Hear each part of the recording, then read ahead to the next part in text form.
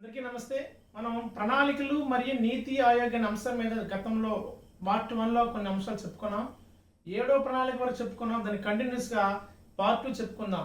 8వ ప్రణాళిక మనం ఎవరు దీన్ని డిజైన్ చేశారంటే మన్మోహన్ సింగ్ గారు దీన్ని డిజైన్ చేశారని చెప్తారు. అట్లాగే ఆ టైంలో మనకి ప్రణాళికా సంఘానికి ఉపాధ్యక్షుడిగా ప్రణబ్ ముఖర్జీ గారు ఉన్నారు. ప్రధానమంత్రిగా పివి నరసింహరావు గారు ఉన్నారు ఆ సమయంలో. సో అంతవరకు భారతదేశం యొక్క ప్రణాళిక వ్యవస్థ ఒక రకం, 8వ ప్రణాళిక ఇంకో రకం. ఎందుకంటే అంతవరకు భారతదేశం ఎక్కువగా సామ్యవాద విధానాలను అనుసరించేది, అలాగే ప్రభుత్వ నియంత్రణ ఎక్కువగా ఉండేది. ఎప్పుడైతే మానవ వనరుల అభివృద్ధి ఈ అంశాన్ని మనం టార్గెట్ చేసుకున్నాం, దానికి కారణం ఏంటంటే ఈ సమయంలో ఎల్పిజి అమల్లోకి వచ్చింది. ఎల్పిజి అంటే ఏంటి? ఆర్థిక సంస్కరణ, లిబరలైజేషన్, ప్రైవేటైజేషన్, గ్లోబలైజేషన్. ఆనాడు భారతదేశం ప్రణాళికలు అమలు చేసినప్పటి నుండి 8వ ప్రణాళిక వరకు కూడా భారతదేశ వృద్ధి రేటు ఎక్కువగా యావరేజ్గా 3% మీద 4% మీద ఆధారపడింది. కానీ పెద్దగా అభివృద్ధి రేటు కూడా ఎక్కువగా లేదు. తలసరి ఆదాయాలు ఎక్కువగా పెరగలేదు, జాతీయ ఆదాయం ఎక్కువగా లేదు, విదేశీ మారక నిల్వలు లేదు. ఆ సమయంలో మానవ వనరులు అభివృద్ధి చేసుకోవాలన్న ఆలోచనతో ఒక లక్ష్యాన్ని ఏర్పాటు చేసుకున్నారు. ఎవరంటే మన్మోహన్ సింగ్ మరియు పివి నరసింహరావు కాంబినేషన్లో. సో చాలా చాలా ఇంపార్టెంట్. మానవ వనరుల అభివృద్ధి అనేది, మానవ వనరులు అంటే అర్థం ఏంటి? మనిషి అనేవాడు ఒక సంపదే, మనిషి కూడా ఒక వనరే. ముఖ్యంగా మనిషికి కావాల్సిన సౌకర్యాలు ఏవైతే విద్యుత్ ఉందో, గృహం ఉందో, విద్య ఉందో, ఆరోగ్యం ఉందో, వీటన్నిటిని కూడా మానవుడు అభివృద్ధి కొరకు ఏవైతే పాటుపడితే అవన్నీ మానవ వనరుల అభివృద్ధి అని పిలుస్తాం అనమాట. సో మొత్తానికి 8వ ప్రణాళికలో మానవ వనరుల అభివృద్ధి లక్ష్యంగా చేసుకున్నాం. సో ఈ ప్రణాళికను డిజైన్ చేసింది మన్మోహన్ సింగ్, నాటి ప్రణాళిక సంఘ ఉపాధ్యక్షుడు ప్రణబ్ ముఖర్జీ. అట్లాగే 9వ ప్రణాళిక మధు దండావతే, ఇతడే డిజైన్ చేశాడు, ఇతడే ఉపాధ్యక్షుడిగా కూడా ఉన్నాడు. ప్రణాళిక సంఘానికి ఉపాధ్యక్షుడు మధు దండావతే, ఈ ప్లాన్ డిజైన్ చేసింది కూడా మధు దండావతే. సో ఇతను ఏమన్నాడంటే సోషల్ జస్టిస్, ఏవైతే వెనుకబడిన వర్గాల వారు ఉన్నారో, అలాగే మైనార్టీ వర్గాలు కానీ, మహిళలు కానీ, ఎస్సీలు కానీ, ఎస్టీలు కానీ, వీకర్ సెక్షన్ ఏవైతే ఉన్నారో అందరికీ సమాన న్యాయం పొందేలా ఒక లక్ష్యాన్ని ఏర్పాటు చేసుకోవడం జరిగింది. అభివృద్ధి ఫలాలు అన్ని వర్గాల వారికి అందాలన్న ఆలోచనతో సామాజిక న్యాయం అనే పదాన్ని ఉపయోగించినటువంటి ప్రణాళిక ఏదంటే 9వ ప్రణాళికగా మనం చెప్తాం. తర్వాత 10వ ప్రణాళిక డిజైన్ చేసింది కేసీ పంత్. దీని యొక్క టార్గెట్ స్వయం సమృద్ధి. సో స్వయం సమృద్ధి అంటే సెల్ఫ్ రిలయన్స్ గా, భారతదేశం ఇతర దేశాల సహకారం లేకుండా, అన్నిటిపై ఇతర దేశాలపై ఆధారపడకుండా మనంగా అభివృద్ధి చెందిన ఆలోచనతో స్వయం సమృద్ధి అనే ఒక లక్ష్యంతో మనకి కేసీ పంత్ గారు ఎన్డీఏ గవర్నమెంట్ కాలంలో, అటల్ బిహారీ వాజ్పేయి గారి కాలంలో మనకి ముఖ్యంగా ఈ ప్లాన్ ని డిజైన్ చేయడం జరిగింది. కేసీ పంత్ ఇది యొక్క లక్ష్యం స్వయం సమృద్ధిగా మనం చెప్తాం. తర్వాత 11, 12 రెండు ప్రణాళికను డిజైన్ చేసింది ఎవరంటే మాంటెక్ సింగ్ అహ్లూవాలియా. సో 11వ ప్రణాళిక ఇతనే డిజైన్ చేశాడు, 12వ ప్రణాళిక ఇతనే డిజైన్ చేశాడు. సో ఇది మొత్తానికి 11, 12 ప్రణాళికలో 12 అసంపూర్ణంగా ముగిసింది. ఎందుకంటే నీతి ఆయోగ్ అనేది 2012 నుండి 2017 వరకు 12వ ప్రణాళిక యొక్క కాలం అది. కానీ 2015 జనవరి 1 నుంచి ప్రణాళికా సంఘం రద్దు చేసి నీతి ఆయోగ్ వచ్చింది కాబట్టి 12వ ప్రణాళిక పూర్తిగా అమలు చేయడం జరగలేదు. అయితే ఈ 11, 12 ప్రణాళిక యొక్క లక్ష్యాలు ఏంటంటే మనకి ముఖ్యంగా స్వయం సమృద్ధి, సత్వర ప్రగతి అనేది, సర్వతోముఖ అభివృద్ధి అనేది 11, 12 పంచవర్ష ప్రణాళికలను మన లక్ష్యాలుగా నిర్ణయించుకోవడం జరిగింది. సో మొత్తానికి ఈ ప్రణాళిక యొక్క ఎట్లా ఎంచుకోవాలంటే ప్రణాళికా సంఘానికి అప్పుడు అధ్యక్షుడు అంటే ప్రధానమంత్రి ఎవరు, అలాగే అప్పుడు ఉపాధ్యక్షుడు ఎవరు, అలాగే ఏ లక్ష్యాలు రూపొందించుకున్నాము, విజయవంతమైన ప్రణాళికలు ఏవి, వైఫల్యమైన ప్రణాళికలు ఏవి అని అందులో ఇంకా మిగతా కూడా డిస్కస్ చేసుకుందాం. ఆ తర్వాత 1వ ప్రణాళిక, 7వ ప్రణాళిక, 8వ ప్రణాళిక హైలీ సక్సెస్ రేట్ని సాధించాయి. అందులో ఫస్ట్ ప్లాన్ ఎక్కువ గ్రోత్ రేట్ని సంపాదించింది. అట్లా కాకుండా 3వ ప్రణాళిక, 4వ ప్రణాళిక అనేది ఎక్కువగా వైఫల్యం చెందిన ప్రణాళికలు ఏమంటే 3వ ప్రణాళిక, 4వ ప్రణాళిక మనం చెప్పుకోవాలి. ఎక్కువ ఇవి వైఫల్యాన్ని చెందాయని మనం చెప్పుకోవచ్చు. అట్లాగే తీసుకుంటే మనం తర్వాత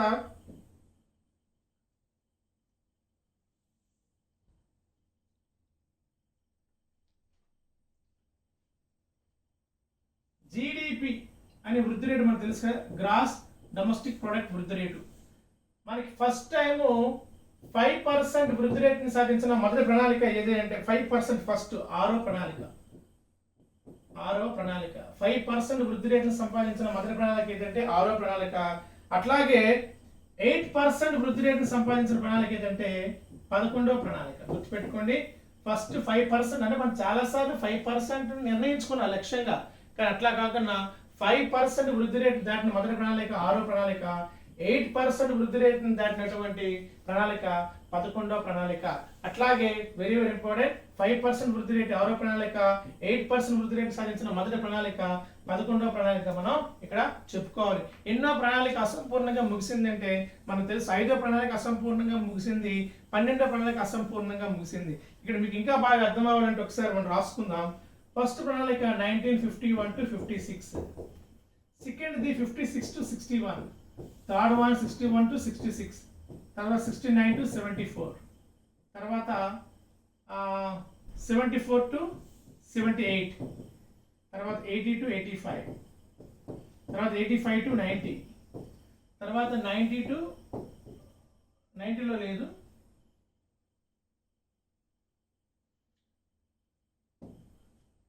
92 to 97, తర్వాత 97 to 2002, తర్వాత 2002 to 2007, తర్వాత 2007 to 12, సో 12 to 17. సో ఇది 12వ ప్రణాళిక. ఈ 12వ ప్రణాళిక మనకి ముందుగా ముగిసింది, ఎందుకంటే 2015లో జనవరి 1న నీతి ఆయోగ్ అమల్లోకి వచ్చింది, ప్రణాళిక సంఘం రద్దు అయిపోయింది. అట్లాగే 74, 78, యాక్చువల్ 74, 79 మధ్య జరగాలి ప్రణాళిక, కానీ 4 years లోనే ఎన్నో ప్రణాళిక 1, 2, 3, 4, 5, 6, 7, 8, 9, 10, 11, 12. సో పూర్తి కాలం లేకుండా మధ్యలో ముగించిన ప్రణాళిక ఏమంటే 5వ ప్రణాళిక, 12వ ప్రణాళిక. పూర్తిగా అవి అమలు అవ్వలేదు అనమాట. ఎక్కువ సక్సెస్ అయింది ఏంటంటే 1వ ప్రణాళిక సక్సెస్ అయింది, 7వ ప్రణాళిక సక్సెస్ అయింది, 8వ ప్రణాళిక సక్సెస్ అయింది. ఫెయిల్యూర్ ప్రణాళికలు ఏమంటే మనకి 2వ ప్రణాళిక, 3వ ప్రణాళిక ఫెయిల్యూర్స్ ఎక్కువగా ఉన్నాయి. అలాగే 5% వృద్ధి రేటు సాధించిన మొదటి పంచవర్ష ప్రణాళిక ఏంటంటే 6వ పంచవర్ష ప్రణాళికలో 5% వృద్ధి రేటు సంపాదించాం. అట్లాగే 8% వృద్ధి రేటును మనం ఏ ప్రణాళిక సంపాదించామంటే 2007-12 మధ్య ఉన్నటువంటి 11వ పంచవర్ష ప్రణాళికలో మనం 7% వృద్ధి రేటును మనం సంపాదించడం జరిగింది. దీన్ని ఎలా మనం ఇంకోలా అడగచ్చు అంటే ప్రణాళిక సంఘం అధ్యక్షుడు అంటే ఎవరు? నాటి ప్రధానమంత్రి ఎవరైతే అతనే ప్రణాళిక సంఘం అధ్యక్షుడిగా ఉంటాడు. మనకి 51 ప్రధానమంత్రి ఎవరు? నెహ్రూ. 61 వరకు నెహ్రూ ఉన్నారు, 64 వరకు నెహ్రూ ఉన్నారు. కాబట్టి 3 ప్లాన్ల వరకు నెహ్రూ కనిపిస్తారు. 66కి వచ్చేసరికి మనకి లాల్ బహదూర్ శాస్త్రి గారు ఉంటారు. 69, 74 ఇందిరాగాంధీ గారు ఉంటారు. అలాగే 74, 78 మధ్య ఇందిరాగాంధీ గారు ఉంటారు. మధ్యలో 77, 78 మధ్యన మళ్ళీ జనతా ప్రభుత్వం ఏర్పడి మొరార్జీ దేశాయ్, చరణ్ సింగ్ ఈ 5వ ప్రణాళికలో వస్తారు. తర్వాత మళ్ళీ ఎలక్షన్ జరిగితే 80లో ఇందిరాగాంధీ ప్రధానమంత్రి అవుతుంది. సో 6వ ప్రణాళిక వచ్చేసరికి ఇందిరాగాంధీ మళ్ళీ ప్రధానమంత్రిగా ఉంటారు. తర్వాత 7వ ప్రణాళిక కూడాను ఇందిరాగాంధీ ప్రధానమంత్రిగా ఉంటారు, కానీ 89లో ఆమె చనిపోతారు మధ్యలో, అప్పుడు రాజీవ్ గాంధీ ప్రధానమంత్రి అవుతారు. తర్వాత 8వ ప్రణాళిక వచ్చేసరికి ఇక్కడ మనకి రాజీవ్ గాంధీ గారు సగం పనిచేస్తూ ఉంటారు, అంటే రాజీవ్ గాంధీ గారు ఇక్కడ 92, 97కి వచ్చేసరికి పివి నరసింహారావు గారు ప్రధానమంత్రిగా ఉన్నటువంటి ప్రణాళిక 8వ ప్రణాళిక. ఆ 8వ ప్రణాళికలోనే పివి నరసింహారావు ప్రధానమంత్రిగా ఉంటారు. ఆ టైంలోనే అటల్ బిహారీ వాజ్పేయి కూడా కొన్నాళ్ళు పనిచేస్తారు. ఆ సమయంలోనే దేవగౌడ కూడా ఆ సమయంలోనే పనిచేస్తారు. సో సుస్థిరంగా ఉండదు. 8వ ప్రణాళికలో పివి నరసింహారావు గారు కనిపిస్తారు, 8వ ప్రణాళికలో దేవగౌడ గారు కనిపిస్తారు, 8వ ప్రణాళికలోనే మనకి అటల్ బిహారీ వాజ్పేయి గారు కనిపిస్తారు. ప్రభుత్వాలు సుస్థిరంగా ఉండవన్నమాట. సో 8వ ప్రణాళికలో, 8వ ప్రణాళికలో మళ్ళీ 9వ ప్రణాళిక వచ్చేసరికి ఇక్కడ మనకి ఎవరు? దేవగౌడ ఉంటారు మా ఈ ప్రణాళికకి వచ్చేసరికి. తర్వాత కొంతకాలంపై ఐకే గుజరాల్ వస్తారు. తర్వాత మళ్ళీ అటల్ బిహారీ వాజ్పేయి వస్తారు. ఎక్కడ? 97, 2002 మధ్యన అనమాట.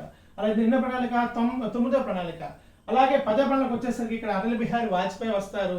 2004కి వచ్చేసరికి ఎలక్షన్స్ వస్తాయి మళ్ళీ, అప్పుడు మన్మోహన్ సింగ్ గారు ప్రధానమంత్రి అవుతారు. తర్వాత 2007-12 మధ్య కంప్లీట్ గా మన్మోహన్ సింగ్ గారు ఉంటారు, ఎందుకంటే 2004 నుంచి 9 వరకు యూపీఏ ప్రభుత్వం, మళ్ళీ 9 నుంచి 14 వరకు యూపీఏ ప్రభుత్వం వస్తుంది కాబట్టి.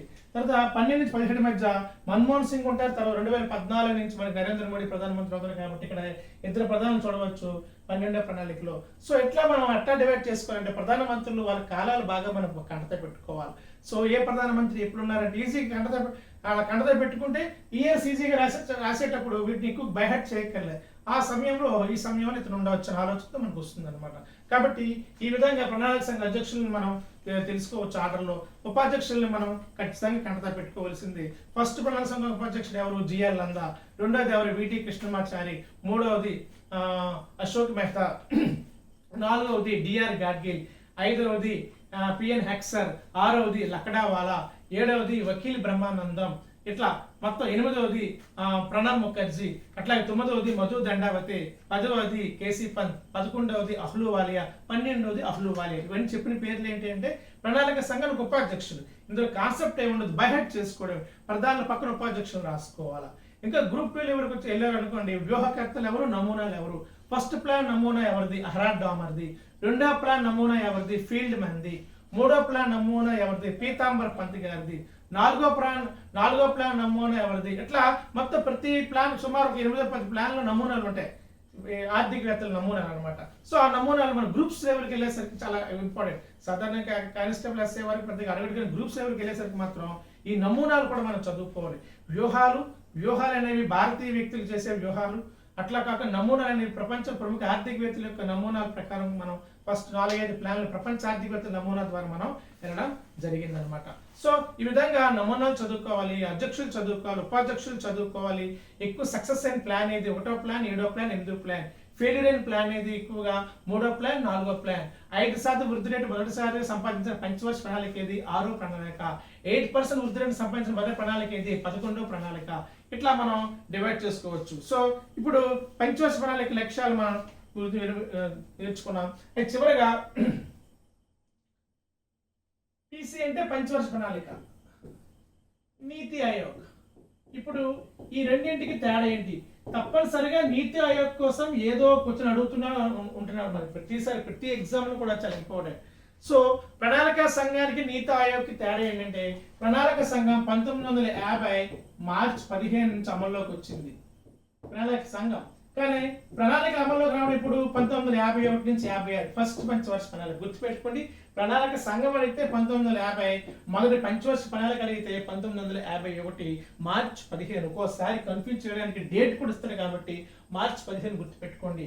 అయితే ఈ ప్రణాళిక సంఘం రద్దు అయిపోయింది ఎప్పుడంటే 2014 ఆగస్టు 13. చూసుకోండి, ప్రణాళిక సంఘం రద్దు అయిపోయిన సంవత్సరం ఎక్కడ రాసుకుందాం? 2014 ఆగస్టు 13 రద్దు అయిపోయింది. క్యాబినెట్ రద్దు చేసేసింది. సో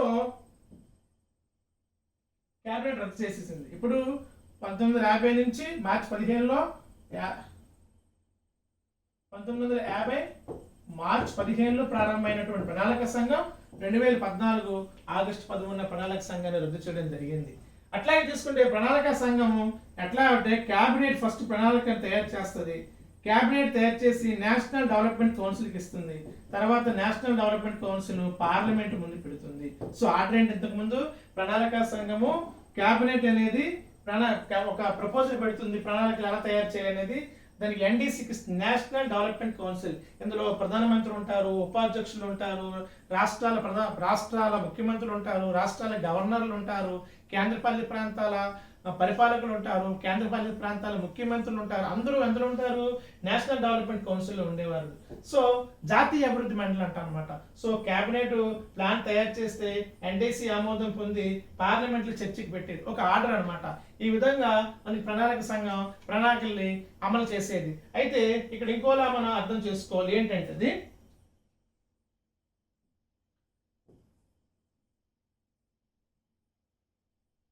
ప్రణాళిక సంఘం ఏం చేస్తుంది? ఢిల్లీ అనుకుంది, ఢిల్లీలో తయారయ్యి ఇలా అన్ని రాష్ట్రాలకు ఆ ప్రణాళికలు అమలు చేయమని నిర్దేశిస్తుంది. అంటే కేంద్ర అధికారం, కేంద్రీకరణ అన్నమాట, వికేంద్రీకరణ లేదు. సో ఆ కేంద్రీకరణ తయారైనటువంటి ప్రణాళిక అన్ని రాష్ట్రాలకు గైడ్ లైన్స్ ఇచ్చి ఎలా చేయండి అలా చేయండి అని చెప్పడం జరుగుతుంది అనమాట. అది ప్రణాళిక సంఘానికి సంబంధించిన అంశం. అలాగే రాష్ట్రాలకు నిధులు ఎవరిస్తారు? ప్రణాళిక సంఘమే రాష్ట్రాలకు నిధులు డైరెక్ట్ గా కేటాయించేది. ఏ రాష్ట్రానికి ఎంత నిధులు ఇవ్వాలి, ఎంత గ్రాంట్లు ఇవ్వాలి, ఎంత రుణాలు ఇవ్వాలి అనేది గతంలో ప్రణాళిక సంఘమే మిగతా రాష్ట్రాలకి తనే స్వయంగా నిర్ణయించేది. అట్లాగే ఇందులో సభ్యుల సంఖ్య 8 మంది ఉండేవారు. శాశ్వత సభ్యుల సంఖ్య 8 మంది, తాత్కాలికం 10 మంది ఉండేవారు. సో శాశ్వతంగా 8 మంది సభ్యులు ప్రణాళిక సంఘంలో ఉండేవారు, తాత్కాలికంగా ఆ సమయం బట్టి ప్రత్యేక ఆహ్వానితులుగా కేంద్ర మంత్రులే ఉండేవారు 10 మంది అన్నమాట. సో 8+10 ఇట్లా ఉండేదన్నమాట. అట్లాగే ప్రణాళిక సంఘం ప్రత్యక్షంగా అన్ని రాష్ట్రాలకి నిధులను కేటాయించేది ప్రణాళిక సంఘమే. అట్లాగే ఈ కేంద్రంలో తయారు చేయబడినటువంటి ఆ ప్రణాళికను మిగతా రాష్ట్రాలు అమలయ్యేలా అవి కేంద్రీకరణ చేసినటువంటి విధానంలో ఉండేది ఇది ప్రణాళిక సంఘం. మరి నీతి ఆయోగ్ ఏం నీతి ఆయోగ్కి ప్రణాళిక సంఘానికి తేడా ఏంటి? పంచవర్ష ప్రణాళిక అంటే ఏంటి? 5 ఏళ్ళకి ఒకసారి ప్రణాళికను మనం ముందుగానే 5 ఏళ్ళ లక్ష్యాలు ముందుగా నిర్ణయించుకొని ఆ లక్ష్యాల సాధింపు దిశగా ప్రతి సంవత్సరం రివ్యూ చేసుకుంటూ వెళ్ళిపోతాం. అది పంచవర్ష ప్రణాళిక. నిరంతర ప్రణాళిక అంటే ఏంటంటే గతంతో సంబంధం లేకుండా భవిష్యత్తు ఊహించుకుంటూ వెళ్ళిపోవాలి. మరి గతాన్ని క్యాల్కులేట్ చేయకూడదు, ఎప్పటికప్పుడు మారుతూ ఉండాలన్నమాట. ఎప్పటికప్పుడు మారుతూ ఉండే ప్రణాళిక, ఎప్పటికప్పుడు లక్ష్యాలు మార్చుకుంటూ వెళ్తే నిరంతర ప్రణాళిక. అలా కాదు, మనం ఏం చేసాం పంచవర్ష ప్రణాళికలో దీన్ని స్థిరమైన ప్రణాళిక అంటాం. ఒకసారి ఏ లక్ష్యాన్ని అయితే నిర్ణయించుకుని ఆ లక్ష్యం సాధించే వరకు దాని మీద ఫోకస్ పెడతాం. ఉదాహరణకి మొదటి పంచవర్ష ప్రణాళికల్లో లక్ష్యం ఏంటి? వ్యవసాయం. సో వ్యవసాయం కోసం నీటిపారుదల అంశాలు తీసుకున్నాము, డ్యాములు నిర్మించాము, ఎరువులు కర్మాగారాలు నిర్మించాము, ఎన్నో రకాల చర్యలు మనం తీసుకున్నాం. సో ఆ విధంగా 5 ఏళ్ళ కోసం వ్యవసాయ అభివృద్ధి కోసం ఫోకస్ చేస్తాం. అది స్థిర ప్రణాళిక. నిరంతర ప్రణాళిక అంటే ఏంటి? అట్లా కాదు, ఎప్పటికప్పుడు లక్ష్యాలను మార్చుకుంటూ సంవత్సరం కూడా భవిష్యత్తును ఊహించుకుంటూ మీరు చేసేదాన్ని నిరంతర ప్రణాళిక అంటాం. భారతదేశంలో నిరంతర ప్రణాళిక మనకు లక్డావాలా రూపొందించారంటారు. యాక్చువల్ వరల్డ్లో గున్నార్ మిర్దాల్ నార్వే మరియు నెదర్లాండ్ దేశాల్లో మనకి ఎక్కువగా నిరంతర ప్రణాళిక. కానీ నిరంతర ప్రణాళిక సక్సెస్ అయిన దేశం జపాన్. కానీ నిరంతర ప్రణాళికను ప్రవేశపెట్టింది నెదర్లాండ్. కానీ ఆ క్రియేట్ చేసిన వ్యక్తి గున్నార్ మిర్దాల్, అతను నార్వేకి చెందినవాడు. ఏషియన్ డ్రామా అనే ఒక గ్రంథంలో గున్నార్ మిర్దాల్ అనే నార్వేన్ ఆర్థికవేత్త ఈ నిరంతర ప్రణాళికను రూపొందించాడు. కానీ దాన్ని అమలు చేసిన మొదటి దేశం నెదర్లాండ్, కానీ సక్సెస్ అయిన దేశం జపాన్ నిరంతర ప్రణాళికలో.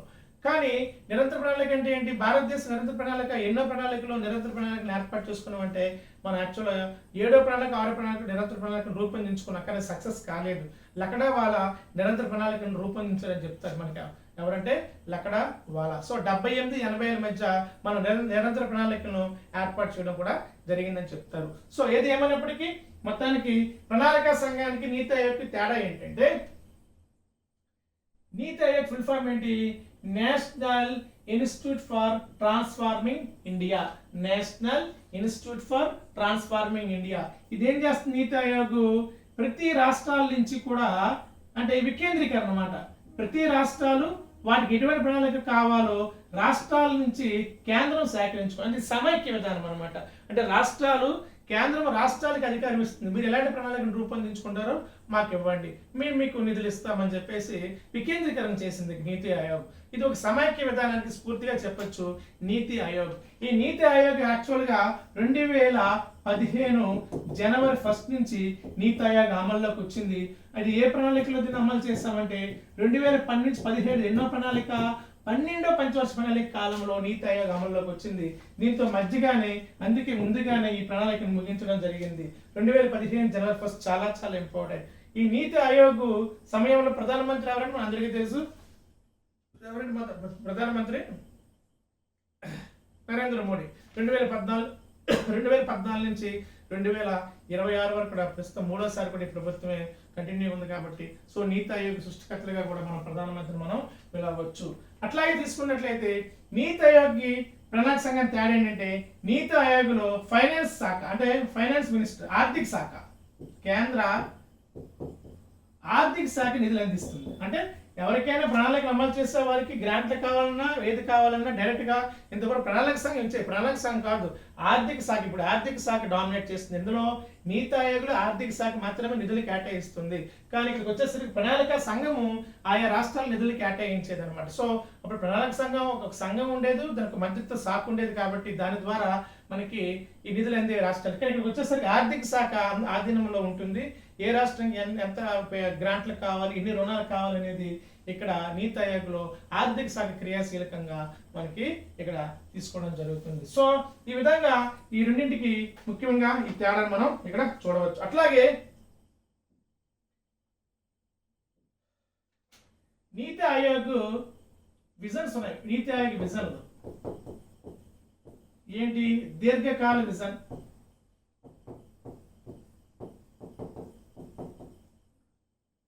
అండ్ మధ్యకాల విజన్, స్వల్పకాల విజన్. మధ్యకాల విజన్ అండ్ స్వల్పకాల విజన్. ఇది 15 ఇయర్స్ టార్గెట్ తో ఒక విజన్ ఏర్పాటు చేసుకుంది నీతి ఆయోగ్. 7 ఇయర్స్ టార్గెట్ తో ఒక లక్ష్యాన్ని ఏర్పాటు చేసుకుంది నీతి ఆయోగ్. అలాగే 3 ఇయర్స్ తో, అంటే మనం ఇలా మొత్తంగా 3 రకాల విజన్లు కలిగినటువంటి ఈ నీతి ఆయోగ్ 3 రకాలుగా సృష్టించింది. అది ఎట్లా అంటే 2017 నుంచి 20, 2017 నుంచి 32, 2017 నుంచి 24. సో అన్ని 17 తీసుకున్నాం మనం. 2017 నుంచి 32 మధ్య 15 సంవత్సరాల దీర్ఘకాలిక ప్లాన్ విజన్ ఉంది నీతి ఆయోగ్కి. అది దీర్ఘకాలిక విజన్. అట్లాగే మధ్యకాలిక విజన్, ఒక 7 ఏళ్ల కోసం ఒక విజన్ ఉంది. అదేంటంటే 2015 నుంచి 24 మధ్య. అలాగే ఇంకోటి 3 ఏళ్ల మధ్య విజన్ ఏర్పాటు చేస్తుంది 2015 నుంచి 20 మధ్య. అంటే సో మనం ఇప్పుడు ఏ విజన్ లో ఉన్నాం? దీర్ఘకాలిక విజన్. ఎందుకంటే 24 దాటిపోయింది కాబట్టి మనం దీర్ఘకాలిక విజన్ లో మనం ఉన్నాం. ఏంటి విజన్ అంటే ముఖ్యంగా నీతి ఆయోగ్ యొక్క టార్గెట్ ఏమిటి అంటే, ముఖ్యంగా నీతి ఆయోగ్ లక్ష్యాలు ఏంటంటే వ్యవసాయాన్ని అభివృద్ధి చేయాలి, 2వ హరిత విప్లవాన్ని ఏర్పాటు చేసుకోవాలి, వృద్ధి రేటును పెంచుకోవాలి, అలాగే హెల్త్ ఎడ్యుకేషన్ లో ఉన్నతమైన స్థానాన్ని పొందాలి. Health education and income inequalities లో మనం ఎరాడికేషన్ చేసుకోవాలి. హెల్త్ యొక్క ఈ ఈ మార్కుని పెంచుకోవాలి, ఎడ్యుకేషన్ మార్కుని పెంచుకోవాలి, ఆదాయ సమానతలు తగ్గించాలి, పేదరికాన్ని తగ్గించాలి, అలాగే నిరుద్యోగ రేటును తగ్గించాలి, వ్యవసాయ అభివృద్ధి చేయాలి, 2వ హరిత విప్లవాన్ని ఏర్పాటు చేసుకొని వృద్ధి రేటును పెంచాలి. ఇవన్నీ కూడా నీతి ఆయోగ్ ముఖ్యమైన లక్ష్యాల్లో భాగాలుగా ఉన్నాయి. ముఖ్యంగా సాంఘిక సేవలు, డిజిటల్ చెల్లింపులు, ఇది కూడా నీతి ఆయోగ్ ముఖ్యమైన లక్ష్యం. అంటే సాంఘిక సేవలు, డిజిటల్ చెల్లింపులు కూడా నీతి ఆయోగ్ విధించుకున్న ముఖ్యమైన లక్ష్యాల్లో ఇది దీర్ఘకాలిక లక్ష్యాలు, ఇది ముఖ్యమైనటువంటి భాగంగా చెప్పచ్చు. అందులో భాగంగానే మనం ఇప్పుడు డిజిటల్ చెల్లింపులు అన్ని కూడా ఆన్లైన్లో ట్రాన్సాక్షన్ చేస్తున్నాం. ఆన్లైన్లో ట్రాన్సాక్షన్ చేస్తున్నాం కదా, అది కూడా సక్సెస్ అయింది. ఇంచుమించుగా సక్సెస్ అయినట్లే నీతి ఆయోగ్. ఇంక మిగిలింది ఏంటి? హెల్త్ రేట్లో మనం డెవలప్ అవ్వాలి, ఎడ్యుకేషన్ రేట్లో మనం డెవలప్ అవ్వాలి, పేదరికం సంఖ్య తగ్గించుకోవాలి, ఉపాధి అవకాశాలు పెంచుకోవాలి. ఇవి కూడా పెంచినప్పుడే మనం నీతి ఆయోగ్ సక్సెస్ అయినట్లు మనం భావించుకోవాలి. సో అట్లా ఇంకా నీతి ఆయోగ్ అంటారు, నీతి ఆయోగ్ లో ఎంత శాతం వృద్ధి రేటును ఎక్స్పెక్ట్ చేస్తుందంటే 8%. ఇది సుస్థిరంగా ఎల్లప్పుడూ కూడా కనీసం 8% వృద్ధి రేటును కలిగి ఉండాలని చెప్పేసి నీతి ఆయోగ్ కూడా ఒక లక్ష్యాన్ని నిర్ణయించుకోవడం జరిగింది. సో ఇవన్నీ విజన్ గా చెప్పొచ్చు. అయితే చివరిగా నీతి ఆయోగ్ 3 సబ్ గ్రూపులు ఏర్పాటు చేసుకుంది. Very very important. 3 sub groups. ఒకటి స్వచ్ఛ భారత్ సబ్ గ్రూప్, స్వచ్ఛ భారత్. ఇంకోటి స్కిల్ డెవలప్మెంట్ సబ్ గ్రూప్. ఇంకోటి central scheme sub groups, central schemes. కొత్తగా MNREGP ఏర్పడింది. MNREGP. ఈ స్వచ్ఛ భారత్ సబ్ గ్రూప్ 2015లో ఏర్పడింది. స్కిల్ డెవలప్మెంట్ 2015లో ఏర్పడింది. ఈ సెంట్రల్ స్కీమ్స్ గ్రూప్ 2015లో ఏర్పడింది. కానీ MNREGP గ్రూప్ 2018లో ఏర్పడింది. నీతి ఆయోగ్ 3 సబ్ గ్రూపులను ఏర్పాటు చేసుకోవడం జరిగింది. స్వచ్ఛ భారత్ అంటే తెలుసు కదా, భారతదేశంలో మనం తప్పనిసరిగా ప్రతి ఒక్కరు కూడా బహిర్గత భూములు కాకుండా ప్రతి ఒక్కరు పరిశుభ్రతను పాటించిన అంశంతో స్వచ్ఛ నిలయాలు, స్వచ్ఛ నగరాలు, స్వచ్ఛ పట్టణాలు, స్వచ్ఛ రైల్వే స్టేషన్లు, స్వచ్ఛ ఎయిర్పోర్ట్స్ ఇలా మనం ఏర్పాటు చేసుకున్నాం. దీన్ని స్వచ్ఛ భారత్ సబ్ గ్రూప్స్ అంటాం. ఇది నీతి ఆయోగ్ ఏర్పాటు చేసుకుంది. దీనికి చైర్మన్ గా ఎవరు ఉంటారంటే ఆంధ్రప్రదేశ్ ముఖ్యమంత్రిని ఎంచుకున్నారు నారా చంద్రబాబు నాయుడు గారు. దీనికి హెడ్ గా ఉన్నారు, చైర్మన్ గా. దీనికి స్వచ్ఛ భారత్ నీతి ఆయోగ్ స్వచ్ఛ భారత్ సబ్ గ్రూప్ కి హెడ్ గా. అలాగే స్కిల్ డెవలప్మెంట్, ఇది కూడా అంటే యువతకి స్కిల్స్ చాలా ఇంపార్టెంట్. స్కిల్ డెవలప్ చేయడానికి దేశవ్యాప్తంగా కూడా స్కిల్ డెవలప్మెంట్ సెంటర్ని ఏర్పాటు చేయడం, దాన్ని రివ్యూ చేయడం, ఒక విజన్ ఏర్పాటు చేసుకోవడం. దీనికి పంజాబ్ యొక్క ముఖ్యమంత్రి ప్రకాష్ సింగ్ బాదల్ ఎంచుకోవడం జరిగింది. అట్లాగే సెంట్రల్ స్పాన్సర్డ్ స్కీమ్స్, దీన్ని మధ్యప్రదేశ్ ముఖ్యమంత్రి శివరాజ్ చౌహాన్ తీసుకున్నారు. దేనికి అంటే సెంట్రల్ స్పాన్సర్డ్ స్కీమ్స్. ఏంటి? 66 కేంద్ర పథకాలు ఉన్నాయి. ఆ పథకాలన్నీ కుదించి 28 పథకాలకు తేవడం. సో 66 పథకాలను కుదించి 28 పథకాలు, అంటే కొన్ని పథకాలు ఇంకో పథకాలు విలీనం చేసుకుని వెళ్ళాలన్నమాట. అలా 66 పథకాలు ఉంటే కేంద్ర ప్రభుత్వ పథకాలను అవి 28 కుదించాలి. దాన్ని central sponsored scheme sub group అంటాం. దీనికి మధ్యప్రదేశ్ ముఖ్యమంత్రి శివరాజ్ సింగ్ చౌహాన్ చైర్మన్ గా ఉండడం జరిగింది. కొత్తగా మరొకటి ఏర్పాటు చేస్తుంది, దాని పేరే MNREGP. సో ఉపాధి హామీ పథకం, మరికొన్ని పథకాలు, వ్యవసాయం, ఉపాధి హామీ పథకం మరియు వ్యవసాయ అభివృద్ధి గ్రూప్ కొత్తగా ఏర్పడింది ఇప్పుడు 2018లో. మిగతా పైన ఉన్నటువంటి స్వచ్ఛ భారత్ సబ్ గ్రూప్ కానీ, స్వచ్ఛ భారత్ నీతి ఆయోగ్ సబ్ గ్రూప్ కానీ, స్కిల్ డెవలప్మెంట్ సబ్ గ్రూప్ కానీ, central sponsor scheme sub group కానీ, ఇవన్నీ కూడా 2015లో ఏర్పడ్డాయి. కానీ కొత్తగా ఏర్పడింది ఏంటంటే MNRA GP మరియు వ్యవసాయ అభివృద్ధి సబ్ గ్రూప్ ఏర్పడింది. దీనికి చైర్మన్గా 2018లో ఏర్పడింది. దీనికి చైర్మన్గా దీనికి కూడా శివరాజ్ సింగ్ చౌహాన్ మధ్యప్రదేశ్ ముఖ్యమంత్రిని ఎన్నుకోవడం జరిగింది. అయితే ఇప్పుడు 66 పథకాలలో 66 పథకాలు విలీనం చేసి 66 కాస్త 28గా మార్చడం జరిగింది. ఇందులో ముఖ్యమైన స్కీమ్స్, దానికి ఒక పేరు ఉంది, ముఖ్యమైన స్కీమ్స్ 26(2) ఇలా 3 గ్రూపులు డివైడ్ చేశారు. 28 మొత్తంగా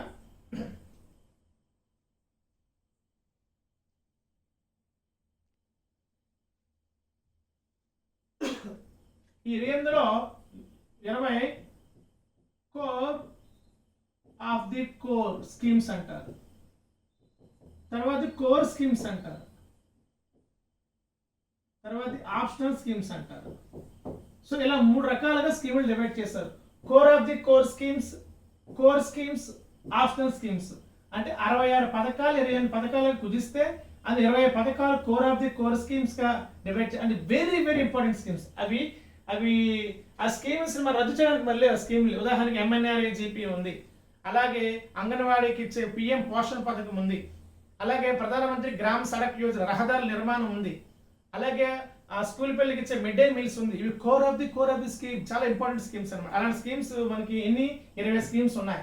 అలా కోర్ స్కీమ్స్ ఈ ప్రాధాన్యత కలిగినవి ఇవి ఒక 6 ఉన్నాయి. అలాగే ఆప్షనల్ స్కీమ్స్ ఉంటే ఉంచవచ్చు, లేకపోతే లేదు, మన విధులు బట్టి వాటిని ఏర్పాటు చేసుకోవచ్చు. ఇలా 66 ఉన్న స్కీములు 28గా మార్చారు. దాన్ని మళ్ళీ 28ని 3 రకాలుగా డివైడ్ చేసాం. Core of the core schemes, optional schemes 26(2)గా వీటిని డివైడ్ చేయడం జరిగింది. అట్లాగే ఈ నీతి ఈ 3 స్కీమ్స్ ఇంకోలా ఉంది. ఏంటి? కోర్ ఆఫ్ ది స్కీమ్స్ కి కేంద్ర ప్రభుత్వం ఎంత ఇస్తుందో తెలుసా? 80% ఇస్తుంది, మిగతా 20% రాష్ట్రాలు పెట్టుకోవాలి. అలాగే ఇక్కడికి వచ్చేసరికి 60% కేంద్రం ఇస్తుంది, 40% రాష్ట్రాలు పెట్టుకోవాలి. ఆప్షన్కి వచ్చేసరికి 50% కేంద్రం ఇస్తుంది, 50% రాష్ట్రాలు పెట్టుబడి నిధులు పెట్టుకొని ఈ స్కీమ్స్ అమలు చేసుకోవాలని ఇక్కడ చెప్పడం జరుగుతుంది. 80%, 20%, 60%, 40%, 50%, 50%. కానీ ప్రత్యేక హోదా కలిగిన రాష్ట్రాలకు, ఈశాన్య రాష్ట్రాలకు మాత్రం ఇది 100/100% ఇస్తారు. ఇక్కడ 80% ఇస్తారు. గుర్తుపెట్టుకోండి, ఏది ఈశాన్య రాష్ట్రాలు, ప్రత్యేక రాష్ట్రాలకి 100/100% మనకి ఇప్పుడు వస్తుంది. మిగతా ఈ రెండో స్కీమ్ మనకు వచ్చేసరికి 80-20% వస్తుంది అనమాట ఈ రెండో స్కీమ్. కానీ మిగతా రాష్ట్రాలకు ఎలా ఉంది? 80-20%, 60-40%, 50-50%. సో ఇవి ముఖ్యమైనటువంటి అంశాలు. ప్రస్తుతం 2026 ఆగస్టు మాసంలో మనకి నీతి ఆయోగ్కి చైర్మన్ గా నీతి ఆయోగ్కి ఇక్కడ ఇంకోలా మనం డివైడ్ చేసుకుని నీతి ఆయోగ్ యొక్క బాడీ ఎట్లా నిర్మాణం ఎట్లా ఉందంటే, నీతి ఆయోగ్లో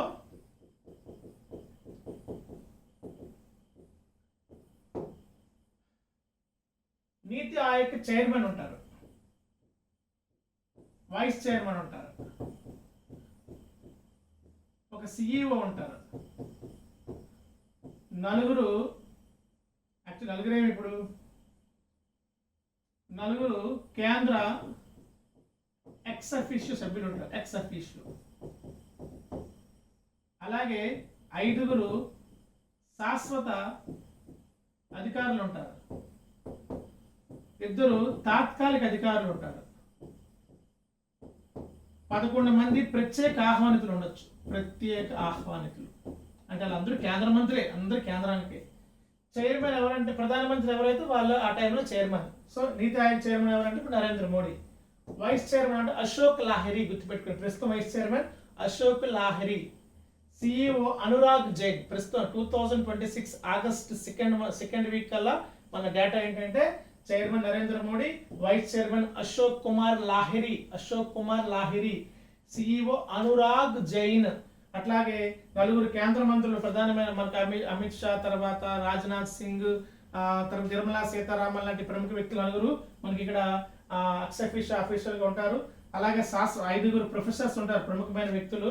అట్లాగే వాళ్ళు శాశ్వతంగా ఉంటారు. అట్లాగే మరో 2 తాత్కాలికంగా మనకి ఉంటారు. అయితే అలాగే ప్రత్యేక ఆహ్వానితుల్లో ప్రముఖంగా మన కేంద్ర మంత్రులు ఎవరైతే ఉన్నారో వాళ్ళు 11 మంది ప్రత్యేక ఆహ్వానితులు పెట్టుకుంటారు. So top of the top persons నలుగురు కేంద్ర అఫీషియల్ సీనియర్ మంత్రులు, బాగా ప్రభుత్వం దగ్గరగా ఉన్న మంత్రులు మనం నలుగురు కేంద్ర ఎక్స్ అఫీషియల్ సభ్యులుగా ఉంటారు. 11 మంది ప్రత్యేక ఆహ్వానితుల్లో వాళ్ళు కేంద్ర మంత్రులే, ఎప్పటికప్పుడు మారుతూ ఉండొచ్చు వాళ్ళు మాత్రం. కానీ నలుగురు మాత్రం ఎక్కువగా మారరు, స్థిరంగా వాళ్ళే ఉంటారు. 5 శాశ్వత సభ్యులు ఉంటారు, ప్రొఫెసర్స్, ఎక్కువగా మేధావులు ప్రొఫెసర్స్ లాంటి వారు ఉంటారు. 2 తాత్కాలిక సభ్యుల్ని మనం ఎంచుకోవచ్చు అనమాట. ఇది బాడీ నిర్మాణం. కానీ ఇవి అప్పుడప్పుడు మారుతూ ఉండొచ్చు కూడా, ఇవి శాస్త్రం కాదు, ఒకసారి నెంబర్ కూడా వాళ్ళు మార్చుకోవచ్చు. So chairman, vice chairman, CEO, ex officio సభ్యులు, శాశ్వత సభ్యులు, తాత్కాలిక సభ్యులు, ప్రత్యేక ఆహ్వానితులు. సో అలాగే చివరికి నీతి ఆయోగ్ గవర్నింగ్ కౌన్సిల్ ఉంటుందమ్మా. నీతి ఆయోగ్ కి ఒక గవర్నింగ్ కౌన్సిల్ ఉంటుంది. ఈ గవర్నింగ్ కౌన్సిల్ ప్రణాళిక అమలు చేసినప్పుడు ఎన్డీసీ, నేషనల్ డెవలప్మెంట్ కౌన్సిల్ ఎట్లా ఉండేదో, అన్ని రాష్ట్రాల ముఖ్యమంత్రులు, అన్ని రాష్ట్రాల గవర్నర్లు, అన్ని రాష్ట్రాల కేంద్ర పాలిత గవర్నర్లు, అన్ని రాష్ట్రాల కేంద్ర పాలిత ముఖ్యమంత్రులు ఎలాగైతే ఉండేవారు, సేమ్ దాన్నే పేరు మార్చారు గవర్నింగ్ కౌన్సిల్. రాష్ట్రాల్లో ఉన్న ముఖ్యమంత్రులు, రాష్ట్రాల్లో ఉన్నటువంటి గవర్నర్లు, వివిధ రాష్ట్రాల కేంద్ర పాలిత ప్రాంత గవర్నర్లు, అట్లాగే తీసుకుంటే వైస్ చైర్మన్, సిఇఓ, వీళ్ళు కూడా మనకి ఈ గవర్నింగ్ కౌన్సిల్లోకి వస్తారు. ఎప్పటికప్పుడు ఇవి సమావేశాలు ఏర్పాటు చేసుకుని రాష్ట్రాల అభివృద్ధి కోసం చర్చించుకుంటాయి. సో ఇవన్నీ అలా చర్చించుకుని వచ్చినవి నీతి ఆయోగ్ సబ్ గ్రూప్స్ 3 వచ్చాయి. ఏంటి చెప్పిన 4 ఉన్నాయి. స్వచ్ఛ భారత్ గ్రూప్ అని, స్కిల్ డెవలప్మెంట్ గ్రూప్ అని, అట్లాగే కేంద్ర ప్రయోజిత పథకాల గ్రూప్ అని, ఎంఎన్ఆర్ఈజీపీ వ్యవసాయ అభివృద్ధి గ్రూప్ అని, ఇలా రాష్ట్రాలు అందరూ పార్టిసిపేట్ చేసి గవర్నింగ్ కౌన్సిల్లో సమావేశం ఏర్పాటు చేసుకునేటప్పుడు కొత్త విధానాలు అమలు చేసుకోవడం జరుగుతుంది. సో ఇది ప్రణాళిక సంఘానికి నీతి ఆయోగ్ ప్రధానమైన భేదం. ఇది చాలా ఇంపార్టెంట్ కాంపిటేటివ్ ఎగ్జామ్ పరంగా. సో ధన్యవాదాలు. నెక్స్ట్ మరో క్లాస్లో కలుసుకుందాం.